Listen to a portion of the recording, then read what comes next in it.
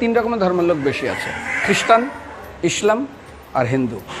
100 জন খ্রিস্টানকে যদি একই প্রশ্ন করে তোদের ভগবানকে, একবারই বলবে আমাদের ভগবান ঈসা মসীহ, যিশু ক্রাইস্ট। মুসলমানকে জিজ্ঞাসা করবে 3 থেকে 5 মানে মৃত্যুর আগে পর্যন্ত, যাকে এই তোদের ভগবানকে, একই উত্তর দেবে, ভাই আমাদের ভগবান হলো আল্লাহ। হিন্দুদেরকে যদি একই প্রশ্ন করা হয়, ভাই তোদের ভগবানকে, কনফিউজ। 100% হিন্দু 100% কনফিউজ, জানে না ভগবানকে। দ্বিতীয়ত, যদি তুই মুসলমানকে জিজ্ঞাসা হয় তোরা মসজিদে কেন যাচ্ছিস, ওদের শেখানো হয় মসজিদে যেতে হবে নামাজ আদায় করার জন্য।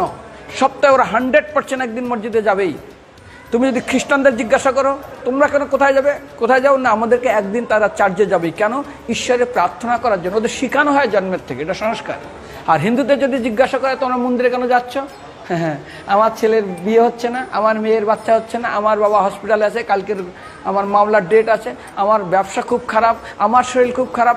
99.99 হিন্দু জানে না মন্দিরে কেন আসা উচিত, তাদের ভগবানকে মৃত্যুর পরে কোথায় যাবে। মুসলমানকে জিজ্ঞাসা করবে মৃত্যুর পর কোথায় যাবে, বলবে ভাই নামাজ রোজা যদি না করি দোজকে যাব, অর্থাৎ নরকে যাব।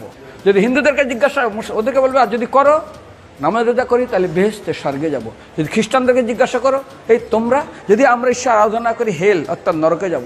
যদি বলা হয় যদি করো ঈশ্বর আরাধনা তাহলে তোমরা হেবেন স্বর্গে যাব। আর হিন্দুদেরকে বলে যে তোমরা মরার পরেই 99% হিন্দু এটাই বলে, মিথ্যাই বলে, আমার বাবার সাজ্ঞানে স্বর্গে গিয়ে বসেছে। তোর বাবা কি জমি কেনা আছে নাকি স্বর্গে?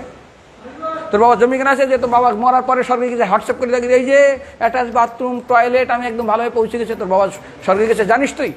আরে মৃত্যুর আগে এত কষ্ট পায়, এত কিছু করে, মারার পরে আমার বাবা স্বর্গে গেছে।